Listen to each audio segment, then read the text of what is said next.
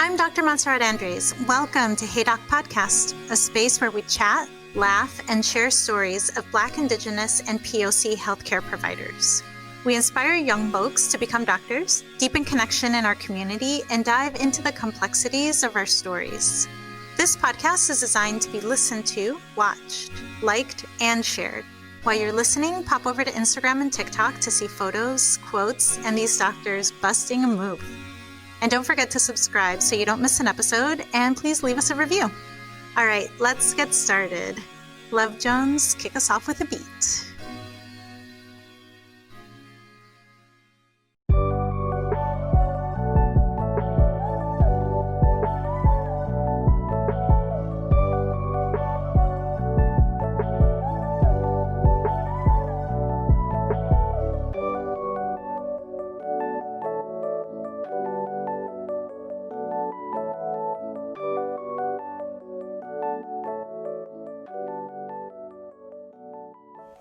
Hi, I'm Dr. Montserrat Andreys, and I'm a sports chiropractor. My pronouns are she, they, ella, and I am a café con leche hued product of Latinx colonialism. So I am Garifuna from Honduras. I am Mexican. And within those identities, there's a whole mix of Spanish and Italian and many other things that I'm sure I don't even know about. I am cis, bisexual, able-bodied, and I'm a dancer. I dance flamenco here in Portland, which is unceded Chinook land, in Espacio Flamenco Dance Company.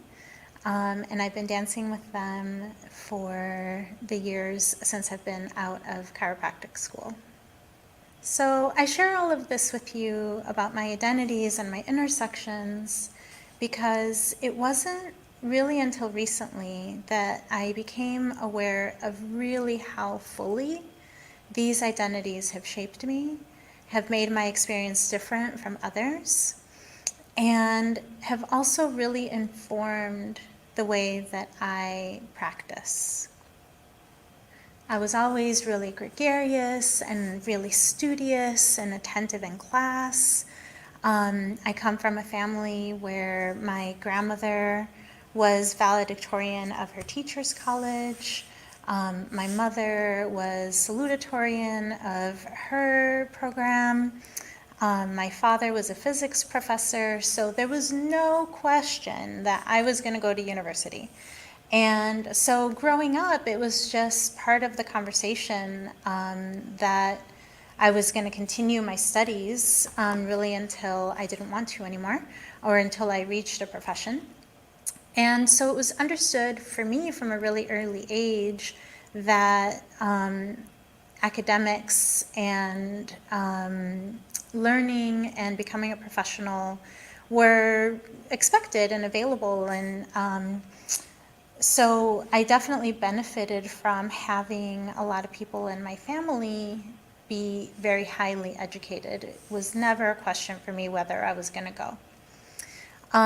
But what was interesting was that even though it was expected for me to go, my grandmother went to university in Honduras, and my mother went to university in Mexico, and I was the first one to go to university in the United States. And I didn't really know what to expect, how to get in, what to do, and so I really had to rely on school counselors and information that I could get that was available to me, which was not a lot because at the time internet was still not quite as available and didn't provide as much information as it does now in terms of helping you get into school and admission processes and things like that. I grew up in Mexico City, and then when I was 8, I moved to Chicago.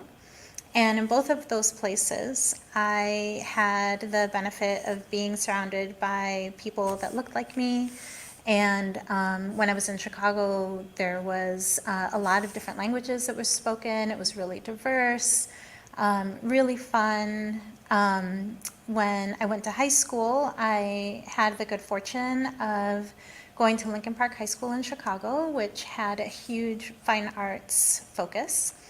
And so you had to not only audition, but then lottery to get into the school. So it was kids from all over Chicago that were artistic, that were trying to get into this program. And it was really diverse, not only in terms of sexuality and gender and race and socioeconomic status. We were all really thrown together, and it was super fun to be brought together for all of our artistic qualities. And then I went on to the University of Illinois in Chicago. And that was also, it was a city campus, so it was also super diverse, and there was all kinds of people there. And I then left the university the first time and went on to the Chicago School of Massage Therapy. And that was, I would say, one of the first spaces where I noticed that there weren't a lot of Latin American students and not a lot of Black students. So especially being in Chicago, I thought that was a little bit weird, but it was a great program, and I had a really good time. And then I went to the University of New Mexico to get my degree in dance with an emphasis in flamenco, as I did all of my pre-med work as the electives. And that was a really, really wonderful time. I got, while I was in New Mexico, a really tremendous opportunity to be really fully and deeply amongst Native culture. There was a lot of Native students at the university, and there was a large Hispanic population, and it was diverse in a way that I had never experienced before, and I really appreciated. And then from New Mexico, I moved to Portland, where I am now. And when I walked into my first class, I was really excited and, eager to start my first day and see who I was going to meet and who my classmates were. And I walked into the room and I looked around, and it was the first time that I truly felt like a short, brown, Latinx woman. This campus was predominantly very tall, athletic white men. There was maybe 2 other women of color in my class. There was no Black people, and there was a handful of men of color. And looking at the population of the rest of the school, that was reflected everywhere else. Many of the classes were very similar, predominantly white and male, and it was really a big deal when I would see a Black student on campus. I would practically, you do that thing where you're just trying to get somewhere near them and be like, hey, let's be friends. And in the administration and with our instructors, we had quite a few instructors that were men of color, really incredible doctors. But in the administration, there was one woman, Marsha Peoples-Jack, who worked in the administration building. She had the warmest, most inviting, friendly purple office you have ever seen. And she was a Black woman, and I quickly adopted her as my school mom, and I took a lot of refuge in her office during my time in school. And I think it was really not until later that I realized that her warmth and her generosity of spirit towards me was something that I recognized just because she was closer culturally to what I was used to She was just really easy to laugh and really tried to have a good time, and was very, very kind to me while I was in the program.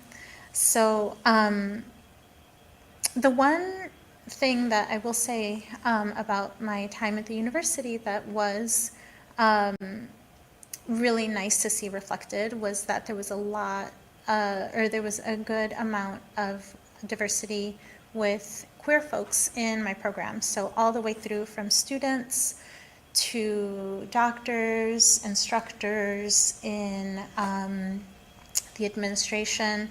There was some really, really incredible queer people to look up to. And that was also a group of folks that I often would try and go spend time with when I was in school, because it was just so scarce to find any other type of intersections with my identities. All right, so you might be thinking to yourself, why are you focusing so much on race? Like, you clearly are a doctor, you made it, you had a good time, you enjoyed your academic experiences, academically you felt like you fit in. What's the problem? Why so negative? And I want to share with you something really startling that happened to me this February. So it was February 3rd, 2020, and I got to work and I looked on social media, and it was International Women Physicians Day. And I was like, oh my gosh, I'm so excited about this, right? So of course I scroll through my phone, find a cute photo of me feeling joyous and happy, and I post it for International Women Physicians Day. But then, of course, I get a little bit curious, and I was like, oh, I wonder how many Latinx doctors there are in the US. So I start looking up statistics, and I'm startled, right? I'm like, this number can't be right. When's this from? What year is this? Right? And it's like, oh no, girl, this is 2018, and there are 5.8% Latinx doctors in the United States. And I think, well, that seems really low. What's the population percentage of Latinx folks in the US? So I go in this rabbit hole, I start looking up all these statistics, and I am just blown away, right? So there's about 18% of the population is Latinx, and 5.8% in the field of medicine. So I start looking at more statistics, and it's this way for so many other things.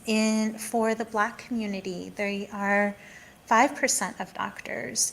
For Indigenous, Alaskan, Hawaiian Native, Polynesian, Pacific Islander, they make up 1.3% of the physicians. And I sat there ready to go into my shift for the day, and I was shaken by this information. And I was like, all of a sudden I started getting this reel in my head of my life and my time in academics and my time in school and my time as a doctor. And I started trying to do the math, like, how many Latinx doctors do I know? I know myself, but who else? Who else could I point to if somebody were to ask me, like, what Black doctors do I know?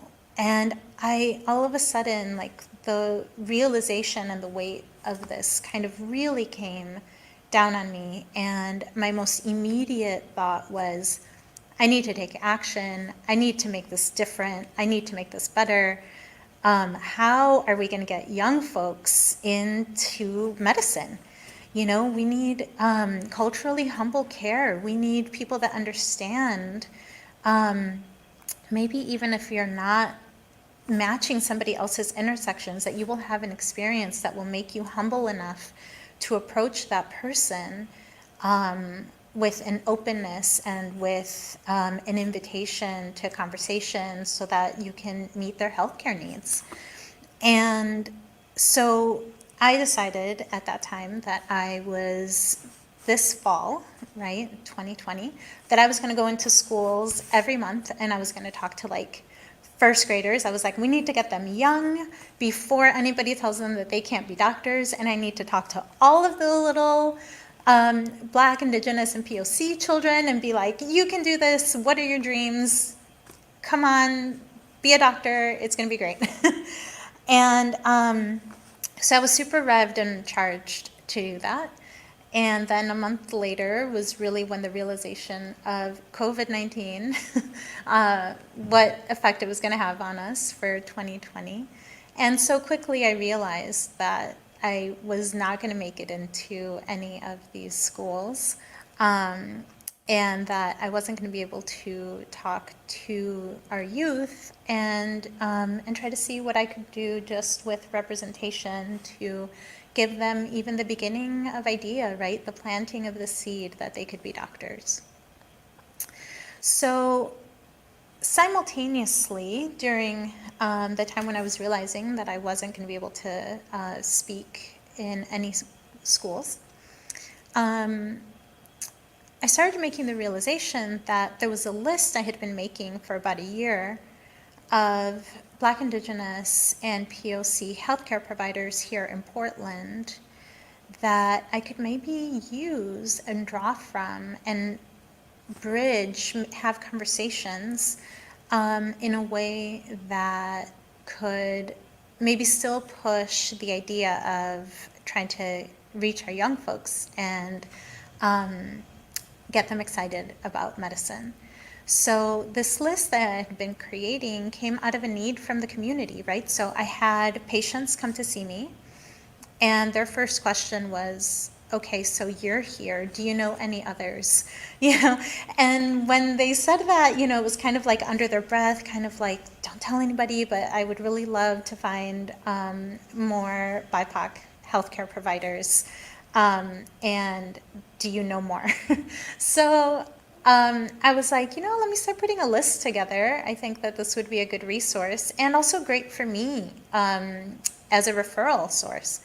So I started compiling this list, and you know, it was just kind of from memory, like people that I knew in the community. And I was like, this list is pathetic. This cannot be accurate. Like, there has to be more, right? So I would literally come home at night and look up physical therapy offices and go through the lists of physical therapists and try to find Black, Indigenous, or POC folks. And, you know, this is a very imperfect system because, of course, I'm sitting there, like, trying to figure out by last name, by how they look, you know, not a great way to do it, but it was a way for me to even try to begin to bring this shared resource together. So from having that list, which ended up being really popular with other doctors and on my website, which if you're interested, you can find that list of BIPOC healthcare providers in the Portland area on my website, which is hearthealthcareforartists.com. And it's one of the tabs, and you can scroll through there and see acupuncturists and physical therapists and naturopaths, and it's people that are generally involved in healthcare. So there's chefs and farms and all kinds of really beautiful resources like sound baths, people that do sound baths. So I thought, what if instead of going in and speaking at the schools, I start having conversations with these other BIPOC healthcare providers? Because one, it would be great to build a greater community with them. But also, like, I have a lot of questions, right? So, like, what were the best study snacks for them to use when they were trying to make their way through school? Like, what kind of music got them through this experience? Very important questions. But also, who were the people that supported them when they first told somebody that they thought that they wanted to be a doctor? Who were the people that helped make that happen for them? What were their challenges? How did they face any adversity, things that that were stacked against them. Like, what did they perceive as being stacked against them, and what things were super easy for them, right? All of a sudden, I started getting really curious as well, how my experience was different from the experience of the other BIPOC doctors around me. And so I'm really interested in hearing the stories of people that are from doctor families and people that are immigrant, the children of immigrants or immigrants themselves. I'm interested in hearing from people that, you know, never meant to become a doctor and they just kind of ended up happening. Or people that knew from the very, very beginning that being a doctor was going to be super important for them, right? So one of the greatest truths is that as you get to see many people that represent a group, you start to see all the ways that there's difference, and that we're not a monolith, right? We're not all first generation immigrant children that are struggling through the system to become doctors. Like, there's a lot more depth and complexity to our stories than that. And so that's a lot of what I'm hoping to hear with the stories that we hear in this podcast. All right, so in the spirit of sharing our stories, I would love to share mine with you. And my story cannot begin without first talking about my great-grandmother. My great-grandmother was Feliciana Ojeda de Portillo, and she was a Garifuna woman from Honduras. And if you don't know the story of the Garifuna people, I highly encourage you to look it up. The short version is that the Garifuna are a mix of Caribbean Arawak and West African people. They resisted against slavery and have been in the area of the Caribbean, Belize, and Honduras. And so my great-grandmother, unfortunately, her mother died when she was very, very young. And the partner that her father took on did not like having her around. So she ended up being given to another family, and she worked for them. And so it was because of that that she never went to school. So my great-grandmother didn't have the benefit of learning how to read or write, or having any formal education. However, she was extremely bright. So when she started her own journey as a mother, her midwife recognized her intelligence and asked her to become her apprentice. So my great-grandmother then became a midwife and an herbalist taught by this other person. And she ended up really becoming a very respected and loved member of the community. She was there for many of the births of the people in her surrounding area. And she was known for having a lot of knowledge about herbs and being able to help people through many ailments. So my great-grandmother, like, not only was she a midwife and an herbalist, but she also did massage, and she was just a very skilled, very talented woman.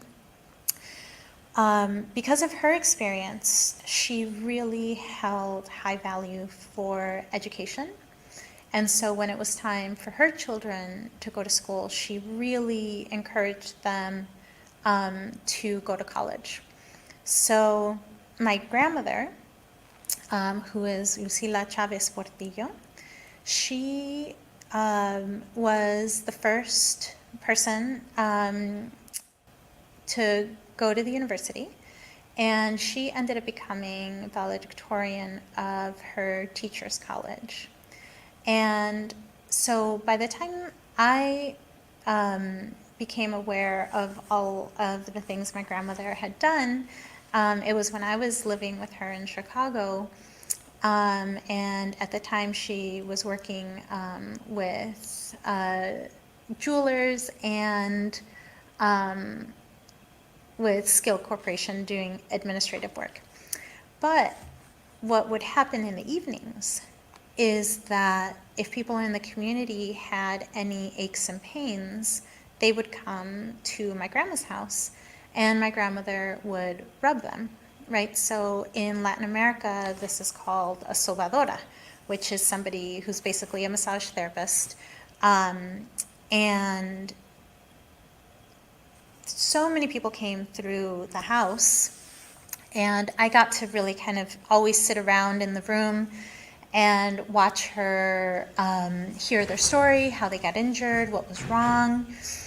And many times people didn't have the money to pay her. So what happened is that it was all done predominantly on barter system. So we got our car fixed, we would get food. If there was anything that we needed that that family could provide, right, then later on we would be able to give them a call and be like, hey, could you help us out? And they would be like, yeah, of course. And so it was a really beautiful way for our community to be connected and for my grandmother to be contributing to the community on behalf of our family.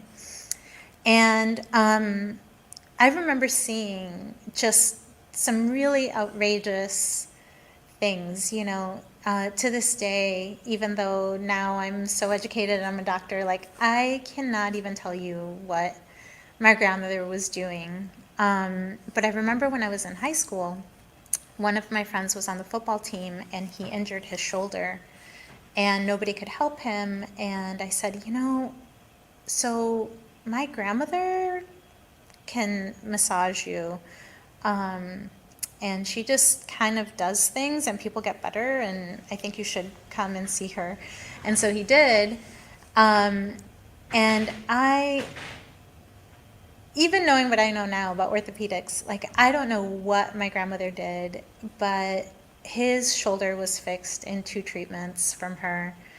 And he was so impressed, and I was just always really impressed too. You know, by this point, I had been watching her for years, massaging people at the house.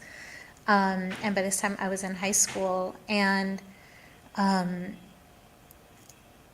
just became really aware that that was probably something that I was going to end up doing too.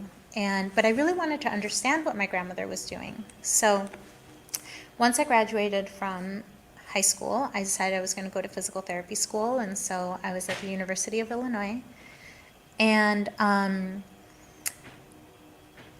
for some reason, like nobody that was doing PT was kind of doing the things my grandmother was doing, you know, and I couldn't figure it out. I was like, what is this? What's going on? So I ended up leaving the university at the time. And I went on to massage school because that seemed a little bit closer to what my grandmother was doing at home. And I went through the entire massage program, which I absolutely loved, at the Chicago School of Massage Therapy. And I can wholeheartedly say that I still have no idea what my grandmother was doing. And I mentioned that to her one day, and she just laughed, and she was like, honey, some things you can't teach. Some things are just a gift from God.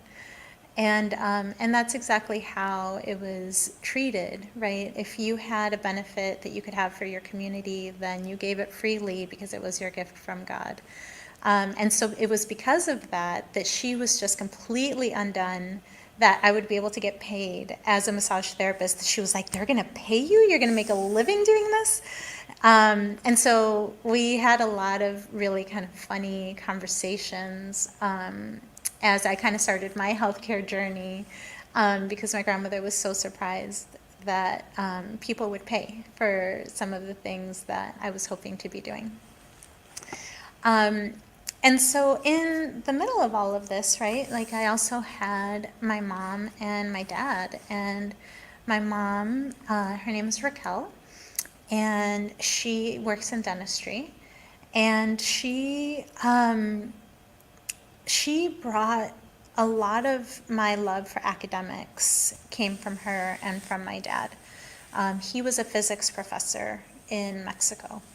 And they were both just really, really curious about life and really fun-loving, and they just held learning and in-depth study of subjects in really high regard. And that was a lot of what I got from them, that learning was fun and learning was cool. Especially, you can't have a physicist in your life, not show you cool things that, the physical world does all the time without, making you feel excited about science, right?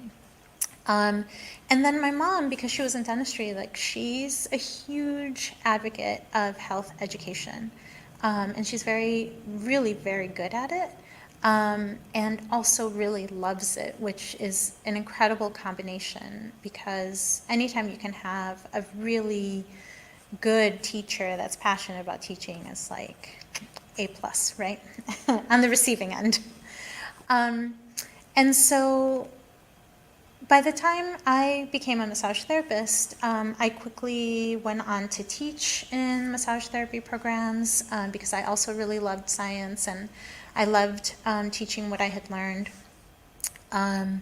And it was through that I caught the attention of the owner of the massage school, who really helped to nurture my thirst for knowledge and understanding of our profession.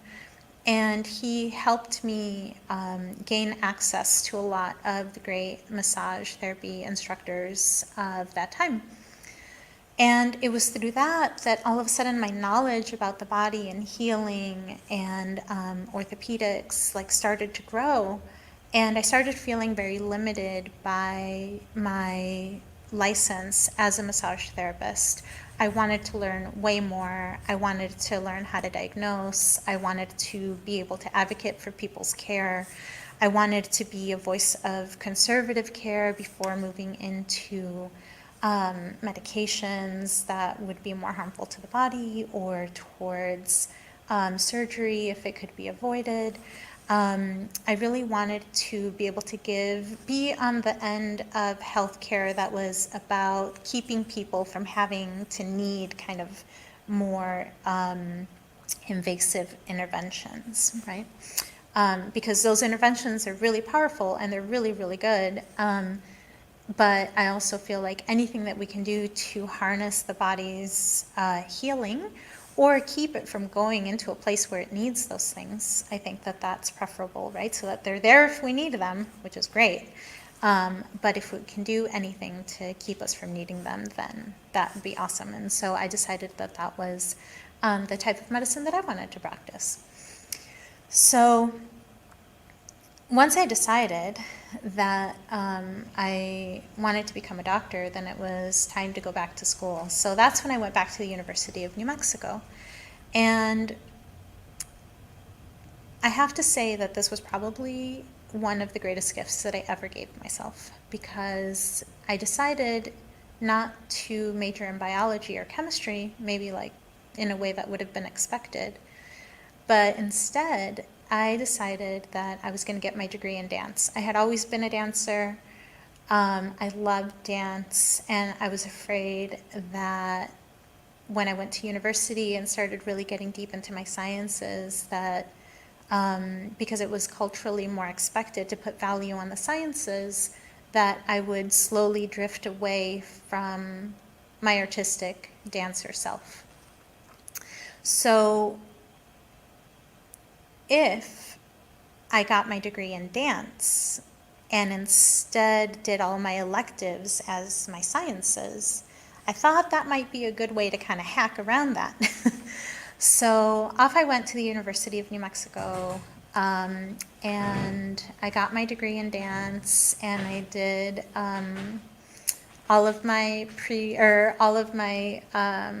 electives were in my sciences. And so there was some days where I would go running, sweating straight from a dance class into my organic chemistry classes, you know, where everyone was in like their nice shirts and like their hair was all nicely done, and I was walking in, you know, looking like the misfit child. So it had its challenges for sure, and there were some days I was exhausted. And it was there at the university that I had the first time that I thought, maybe I'm not going to become a doctor. It was in the middle of my semester of organic chemistry 2. I was exhausted. I was in the library, and there were these huge whiteboards, you know, and I was up there like writing all my formulas and trying to figure out how aromatics were interacting with each other. And I was having a really hard time with one particular subject. And I remember leaving the library, you know, because they flashed the lights. It was midnight. They were kicking me out. And I hadn't really fully understood what I was trying to study that day. And I was walking home, and the campus was dark. And all of a sudden, I thought to myself, like, if I don't get a good grade in this class, is this going to be the thing that keeps me from becoming a doctor? You know, did I make it this far? Did I make it into the university? Did I make it through all my biology classes? Did I make it through all these organic or all of these chemistry classes? Did I make it through physics? Did I make it through calculus, and you know, and all these things? And then, is this the thing? Is this the thing that's going to keep me from living my goal and my dream?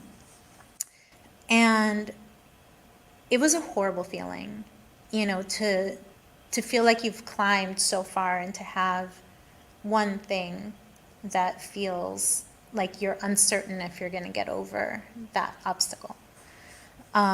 Especially when it's in the way of something that I knew I wanted so badly.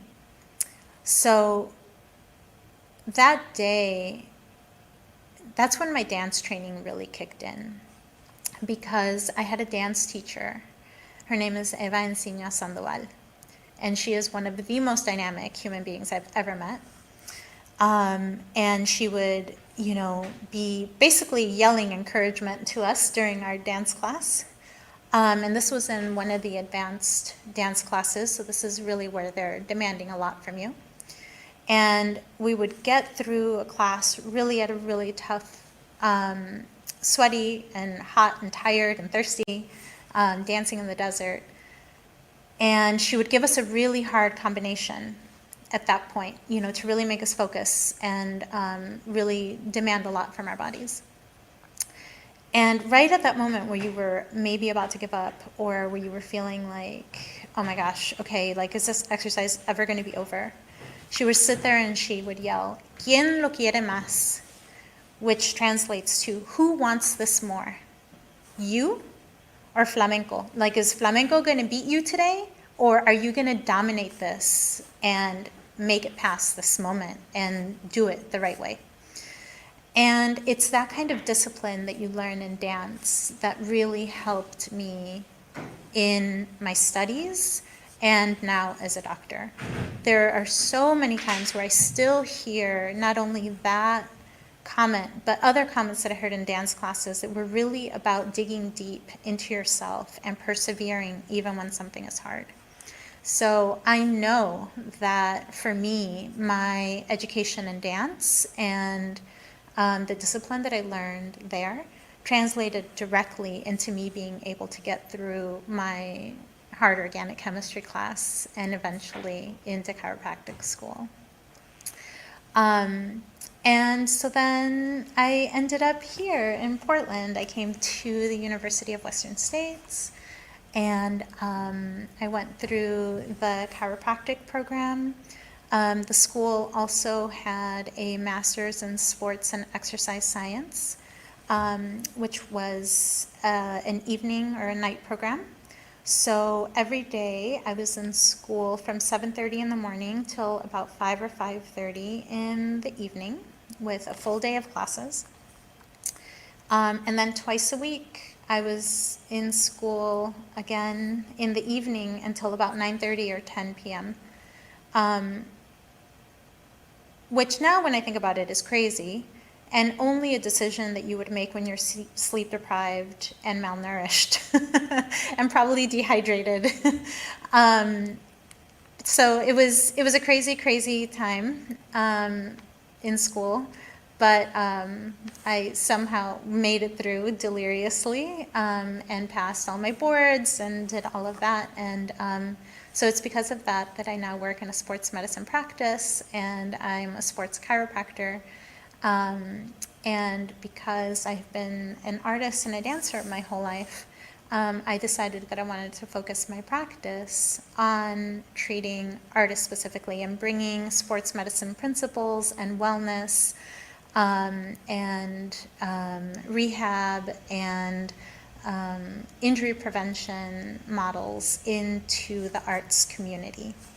So this is where I find myself now. I love my practice. I'm surrounded by a lot of really ambitious, artistic, beautiful people here in Portland, and I get to support them as they are trying to create their art and stay healthy. So the biggest thing for me now as a doctor is continuing, of course, to stay current and continue in my education from the medical and science perspective. But I have also really shifted into bringing my social justice lens and activism into healthcare.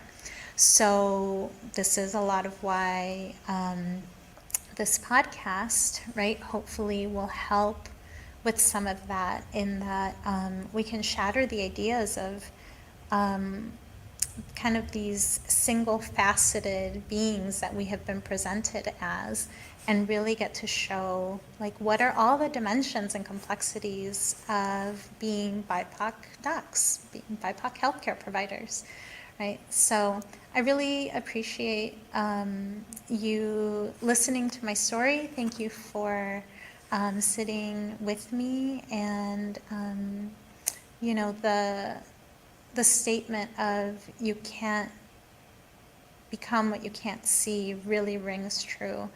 And so for any of you out there that get to look at me and be like, hey, she's Latina, or hey, she's Garifuna, or hey, she's bisexual, or hey, you know, she's a dancer that went into medicine, I'm happy to share my story with you, and I appreciate you listening. And I would like to leave you today with something that has really transformed a lot of how I'm trying to start to move into the world. And I made a mention to somebody about imposter syndrome. You know, I was like, oh my gosh, I have so much imposter syndrome. Like, I just don't even know what to do. You know, I just have to shake it off, and, like, you know, that whole concept of fake it till you make it, just like be as confident as possible and just move forward. And they said, oh, that's funny. I think imposter syndrome is really where your internalized oppression meets your inability to code switch.